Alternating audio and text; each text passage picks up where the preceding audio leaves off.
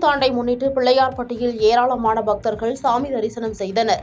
சிவகங்கை மாவட்டம் திருப்பத்தூர் அருகே உள்ள பிள்ளையார்பட்டி கற்பக விநாயகர் கோயிலில் சித்திரை 1 மற்றும் தமிழ் வருட பிறப்பை முன்னிட்டு அதிகாலை நடை திறக்கப்பட்டு மூலவர் கற்பக விநாயகருக்கு சிறப்பு பூஜைகளுக்கு பின் மூலவர் தங்க கவசத்திலும் உற்சவர் வெள்ளி முஷீக வாகனத்தில் எழுந்தருளி காட்சியளித்தனர். இந்நிலையில் பல்வேறு ஊர்களில் இருந்து வருகை தந்த பக்தர்கள் நீண்ட வரிசையில் நின்று விநாயகர் பெருமானை தரிசித்தனர். இதனைத் தொடர்ந்து வெள்ளி பல்லக்கில் கோயிலிலிருந்து மேலதாளம் முழங்க சிவனின் பிரதிநிதியாக ஹஸ்திர தேவரும் விநாயகரின் பிரதிநிதியாகிய அங்குச்ச தேவரும் புறப்பாடாகி கோவில் எதிரே உள்ள குளத்தில் உள்ள படித்துறைக்கு வருகை தந்து அங்கு தலைமை சிவாச்சாரியார் தலைமையில் முக்கிய நிகழ்வான தீர்த்தவாரி உற்சவம் நடைபெற்றது.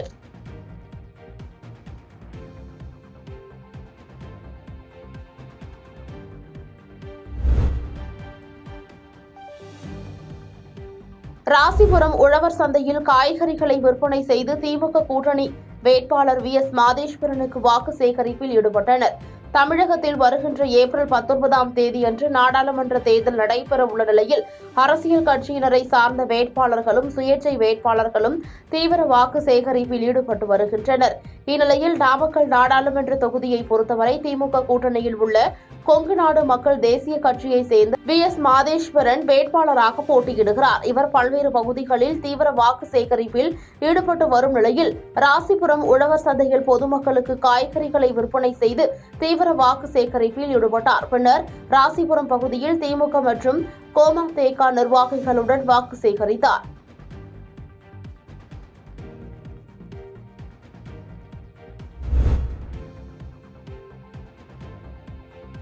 வடலூரில் அம்பேத்கரின் 133வது பிறந்தநாள் விழாவை முன்னிட்டு பல்வேறு அரசியல் கட்சியினர் மற்றும் பொதுநல அமைப்பினர் மாலை அணிவித்து மரியாதை செலுத்தினர். அம்பேத்கரின் 133வது பிறந்தநாளை ஒட்டி கடலூர் மாவட்டம் வடலூர் 4 முனை சந்திப்பு பகுதியில் உள்ள டாக்டர் அம்பேத்கர் அவர்களின் திருவுருவ சிலைக்கு பல்வேறு அரசியல் கட்சியினர் மற்றும் பொதுநல அமைப்பினர் மரியாதை செலுத்தினர். இந்நிகழ்வில் மார்க்சிஸ்ட் கம்யூனிஸ்ட் கட்சி, விடுதலை சிறுத்தைகள் கட்சி, திராவிட கழகம் மற்றும் வடலூர் பகுதியைச் சேர்ந்த பல்வேறு பொதுநல அமைப்பினர் அனைவரும் ஒன்று திரண்டு திருவுருவ சிலைக்கு மாலை அணிவித்து மரியாதை செலுத்தினர்.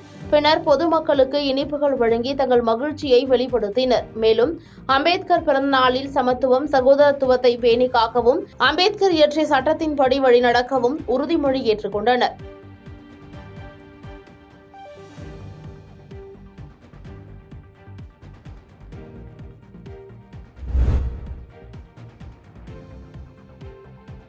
அருப்புக்கோட்டையில் இஸ்லாமியர்கள் அதிகம் வாழும் பகுதிகளில் காங்கிரஸ் வேட்பாளர் மாணிக்கம் தாக்கூருக்கு ஆதரவாக வாக்குகள் சேகரித்தனர். விருதுநகர் நாடாளுமன்ற தொகுதியில் போட்டியிடும் காங்கிரஸ் வேட்பாளர் மாணிக்கம் தாக்கூருக்கு ஆதரவாக இந்தியா கூட்டணி நிர்வாகிகள் அருப்புக்கோட்டையில் தீவிர வாக்கு சேகரிப்பில் ஈடுபட்டு வருகின்றனர். இந்நிலையில் அருப்புக்கோட்டையில் இஸ்லாமியர்கள் அதிகம் வாழும் பகுதிகளில் முன்னாள் நகர்மன்ற தலைவர் சிவபிரகாசம் தலைமையில் நிர்வாகிகள் மாணிக்கம் தாக்கூருக்கு ஆதரவாக வாக்கு சேகரிப்பில் ஈடுபட்டனர். அதன்படி முஸ்லிம் தெரு, முஸ்லிம் நடுத்தெரு, சின்னப்பள்ளி வாசல் மற்றும் அதனை சுற்றியுள்ள பகுதிகளில் வீதி வீதியாக சென்று தேர்தல் வாக்குறுதிகள் கொண்ட துண்டு பிரசுரங்கள் வழங்கி கை சின்னத்திற்கு வாக்குகள் சேகரித்தனர். இதில் இந்தியா கூட்டணி நிர்வாகிகள் ஏராளமானோர் கலந்து கொண்டனர்.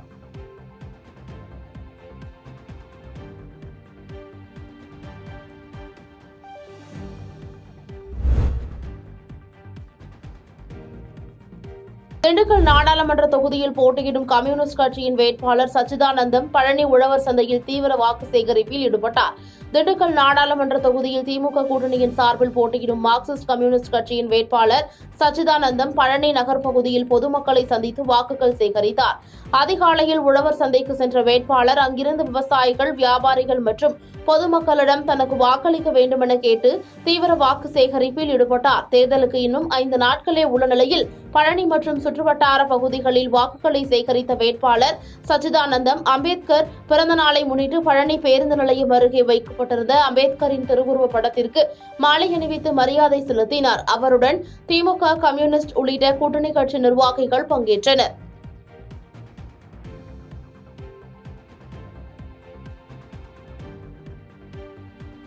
பாதகம் செய்பவரை கண்டால் நாம் பயங்கொள்ளலாகாது பாப்பா. மோதி மிதித்து விடு பாப்பா, அவர் முகத்தில் உமிழ்ந்து விடு பாப்பா. அண்மை செய்திகளை உடனுக்குடன் தெரிந்து கொள்ள இணைந்திருங்கள் இயம்நாடு தொலைக்காட்சியுடன்.